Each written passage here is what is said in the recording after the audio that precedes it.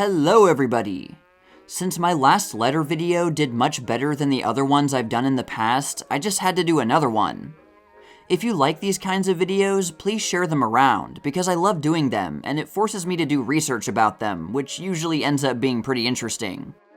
And it's an opportunity to offer something truly one of a kind on this channel, since nobody else has these letters but me.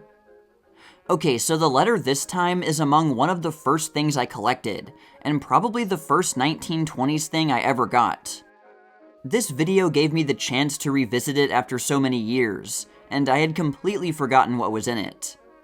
Unfortunately, I don't remember where I bought it, which is weird because I usually remember that kind of thing. I think I got it when my family was on vacation somewhere, maybe Virginia, but I'm not entirely sure. Anyway, before I read through it, there's some important context I have to give. First, only the envelope has the date, and the stamp says June 26, 1925. The geography in this letter is all over the place, so I want to mention that the author was writing in Ballston, Virginia, which is in Arlington. And she's writing to someone in Cincinnati, Ohio. She refers to Cincinnati as Cincy throughout, which is apparently something people still call it today, and I didn't know that. Most interestingly, this letter came with a photograph of the author, and here it is. I'll get into this more after I read out the letter, but I don't actually know what her name is. She's known simply as Baby Doll. The caption on the back shows that it was taken almost a year before the letter was written, and apparently taken in a place called Lucy, Virginia. I looked it up, and I think it might be referring to Lacey Springs, which is a bit less than a 2-hour drive from Arlington, which sounds reasonable. Or maybe I'm just misreading the handwriting. And a little note, there were some times when the grammar was either wrong or confusing, and I tried to do the best I could without changing much. If a word was shortened, I often say the full version for clarity. And I think 2 or 3 times when there was some weird grammar or maybe a mistake, I just guessed. And if you think I guessed wrong, let me know in the comments. But anyway, let's get into the letter.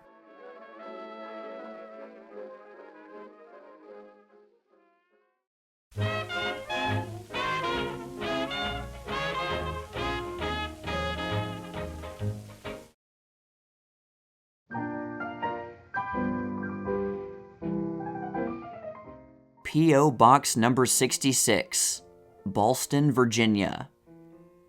Dear folks, you may not believe that I was delighted to hear from you, but just the same, I was.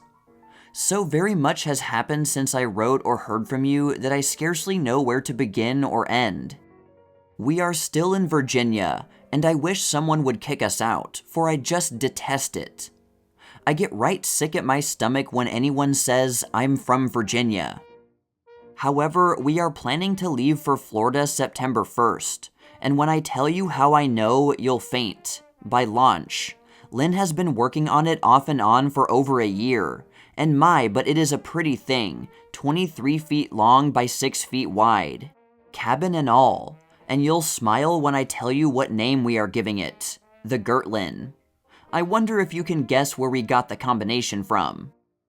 If Lynn could have worked on it last winter, it would have been completed long ago. But as it is, he has worked after he came home in the evenings and on Saturday afternoon, so you see he hasn't spent much time all told on it. It will be lowered with a gray marine engine, which was shipped June 16th, and we expect any day. The engine alone will cost $500. It is equipped with starter and Willard battery, so we will have electric lights and everything. However, it will not be ready to launch for a month or so. I believe Lynn would sell it if he got his price, $2,500, for we really want a larger one. So pray for us to hit Miami and not turn bottom end up somewhere in the bay. You are going to think all sorts of things when I tell you I was in Cincy for 2 months and didn't even call you up. It was not that I did not want to, for I had planned to see you folks if I didn't see anyone else. But life is made up of a lot of buts, isn't it? Dad Wilson sent us a wire March 15th saying his twin sister was desperately ill, nervous breakdown, just recovered from 2 spells of grip to have it turn into flu, then pleurisy set in, and as usual, pneumonia. She taught art in the Norwood School and was pretty well run down physically, and being 61 years old, her age was against her too. Their doctor despaired of her life and said it was only a matter of a few hours, so Dad in desperation wanted me to come at once and see what I could do. We did not receive that wire until Tuesday afternoon about 4:30 p.m., and it was sent Sunday. Well, I sure had to hustle my stumps, or as Lynn says, shake a leg. I left the next day. When I got to Parkersburg, West Virginia, I wanted my people to meet me for a few moments at the depot. Hazel was the only one who could make it, she teaching in the city. Dad W, of course, met me, and we took a taxi immediately for Norwood. Well, I've never seen anyone any nearer death for it not to claim them than she was. I got busy, for the nursing and pneumonia is everything, and believe me when I say I worked, you may believe me. I was there 3 weeks before I ever saw the front porch. The entire time I was there, I did 18 and 20 hours out of 24 every day. Well, I'm not so dreadfully strong these days, and it sure told on me. We pulled her through, and Dr. Snow was tickled green, and so was I, for I felt as though I had accomplished something. Everyone asked me why I didn't phone if I couldn't get away. Well, the phone there is on the 2nd floor, right outside the door, and I had to ask the phone girl to give our rings next door, for every little sound sent her wild, and she was delirious for 3 weeks. I let very few people know I was even in town, for they all wanted me to come out. And Elsa, by the time the 2 months was up, I was ill. I went out home for a few days and spent the time in bed. I called up for my reservations and left Friday night, having left my patient the Sunday before. I did not know how on earth I'd make or stand the trip here. Lynn was furious. You know, last year I spent about a month and a half in Georgetown Hospital and had 1 operation and 1,000 treatments for kidney trouble, so I had given up nursing entirely. Due to overwork and strain, it came back partially, so when Lynn heard that, he was furious. Especially when his brother Harold's wife lived in College Hill and did not do one thing. In all the time I was there, she called twice and did not send so much as a pin. Then Dad's other sister with whom he lives thought because I was there, she could go and come as she pleased. Well, it was mighty hard work, especially when you remember your history. Anywhere are 12. They paid my way to and from Cincy, gave me 2 pillows and a quilt that they had and didn't need. So I guess I was well paid, yes? If they had a nurse, it would have cost them over $300. So you see, your relations sure like to do you, and mine have worked me fine. Guess I'm a nut, yes? Well, someday I'll quit doing. I didn't mind in the least doing all I could, but when they laid down on the job and let me do nearly all, then it got my goat. Lynn says, never let him hire a nurse and pay her. I was so all in when I left, I was too tired to enjoy seeing anyone, and too sick to be nice even. My folks thought it awful for me to try and leave in the condition I was in. I thought once of phoning next door, and then I decided to surprise you all. But when the time came, I was too sick and worn out to see anyone, so beat it for Washington. Lynn sent me your letter, and I certainly wanted to walk in and answer it in person. But you can see how it was, can't you? My girlfriend there says she'll never forgive me, but I know she will. I'd love to see the boy and my Lieber. God love him, I'll bet he is cute. He won't like that because he is so big and thinks he is a man, I guess. We have a tiny bungalow out here in Ballston, 1/2 ride from the heart of Washington. Guess we will sell it and ship our furniture south, or store it until we determine what our plans will be for the next year. Lynn don't feel so well, but he is working very hard, and it's dreadfully hot. You'd hardly know me. I bet I'm as big as Elsa, or as she was. Well, I weigh 150, and lost 15 pounds while home. And Carlo, gee, I'll bet he has a sweetheart by now, and the rascal said he'd wait for me, or rather I said I'd wait for him to grow up. If you have any recent pictures of them also yourselves, please let me have one. I'd love it. I still have their baby pictures in my memory book. I haven't had a picture made in years. I have my hair bobbed, have worn it so for nearly 2 years. Got a boyish haircut, and you can't tell my head from Lynn's at the back unless it is mine is dark. I have found 2 snaps taken last summer, so you can well see in the one that there is a lot to me, and Elsa can't call me baby doll anymore. Write again and real soon. Give Albert a kiss for me, for if you don't, I'll deliver it myself next time I'm in Cincy. I do hope all are well and happy when this reaches you. Lovingly, Baby Doll.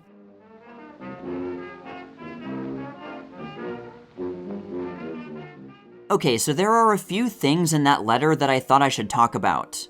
First of all, since it was near the end, a mention about bobbed hair was pretty cool, right? Very 1920s. I know the grammar for that part was kind of weird, but I think she just meant that her and her, I presume, husband's hair looked the same lengthwise in the back, but that hers was darker. She also mentioned that she'd had a bob for almost 2 years by that point, which means she got it around 1923. The flapper craze really exploded in 1922 and made bobbed hair a lot more normal, so that puts her decently early on in that trend, though not a trendsetter. But I feel like she wasn't really a flapper, at least from what was in the letter and the photo. To me, Baby Doll looks to be in her 30s, I'd say, which is a bit older than the stereotypical flapper at the time, who would have been in her teens or 20s. And her skirt is pretty long, which doesn't scream flapper to me. And I think that really speaks to how some aspects of flappers just got mainstreamed. I've made this comparison before, but it's kind of like how some characteristics of the late 1960s counterculture got incorporated into the mainstream in the 1970s. Young people in the mid-1970s could wear bell-bottoms and have long hair and facial hair and not identify as being hippies. Things like that had just become normal. But what do you think? Was this woman a flapper or not?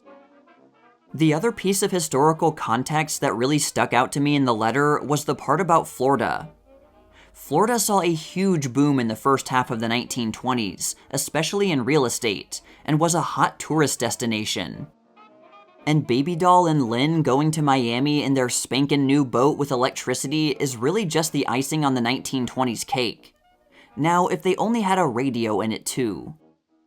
Her comment about hoping their boat wouldn't sink in Miami Bay is also interesting considering the fact that only 7 months later, a much bigger ship called the Prinz Valdemar actually did get stuck and blocked off the harbor for a bit. 1925 seems to have been a bit of a turning point for the Florida boom, when things started to slow down and was then finished off by the 1926 Miami hurricane that really put a damper on things. I really would love to know more about their experiences in Florida at that time. Who knows, maybe there's another letter out there somewhere that talks about it. We may never know. I also love the idiomatic phrases she uses in this letter. Stuff like that always makes it more interesting to read. She used the familiar shake a leg, but I like her own phrase better, hustle my stumps. Has anyone heard of that before? If not, we have to bring it back. Then of course there was got my goat, which in case you don't know that one, it means to become angry or irritated. Since the little detail about oiling dirt roads in my last letter reading video was something that stuck out to people, there was another kind of daily life detail in this letter that stuck out to me. When she was talking about the phone and why she didn't call anyone, I thought it was interesting that she had to tell the phone girl, which meant a switchboard operator, to redirect the calls for that house to her neighbors. Don't you wish you could just tell an operator to not have your calls go through sometimes? I mean, not necessarily passing them off to your neighbors, but just not to be bothered by even the possibility of calls for a few days. I guess you could do that back then sometimes. These days, if you turned your phone off for a few days, people would start to think you were dead. But at least this way with the operator, they would know that you made these preparations ahead of time. Or at least I assume they would be told something like that if they tried calling you. Oh, and also, a shout out to all the telephone operators of old. In the 1920s, switchboard operator was one of the handful of jobs associated with women, especially young women, just like a shop girl or secretary. And that's something that I see referenced a lot in old magazines and things, so I wanted to mention it. The big mystery of this letter is, who is Baby Doll? There are so many hints in the letter through names, yet I couldn't pin many people down. I assume that Lynn is her husband, because she writes about him like they're married, though that is just an assumption. The name of the boat, the Gertlin, leads me to believe that her name was Gertrude, since it sounds like they put their names together. But again, that's just an assumption.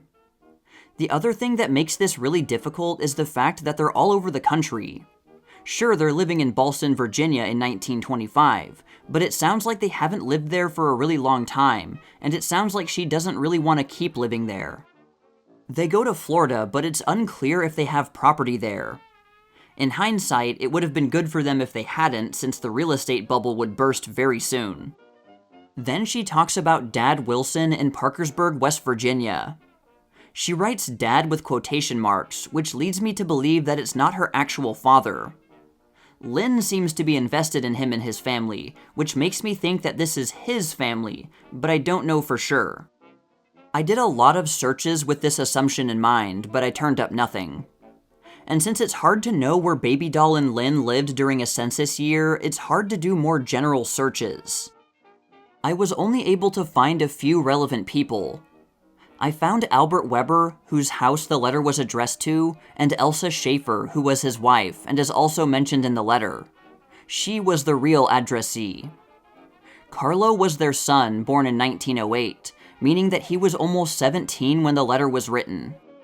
I tried very hard to find a family connection between them and anyone named Gertrude or Lynn, but there was nothing even remotely close. So yeah, I put a lot of work into figuring out who Baby Doll was, but I just hit a dead end. But now, you all have as much information as I did, so if anyone can figure it out, I'll definitely give updates about leads. So, what stuck out to you in this letter, and did I miss something? Let me know in the comments. I have plenty more 1920s letters to cover, 3 different sets of them actually. And I have something maybe even more interesting that I won't tease here yet because it'll probably be a while before I can cover it here. But I will be uploading an unboxing video of it on Patreon in the near future, so you can check that out if you're a paid member. But that's all for now, all you sheiks and gals out there, but stay tuned for more tales from the Jazz Age.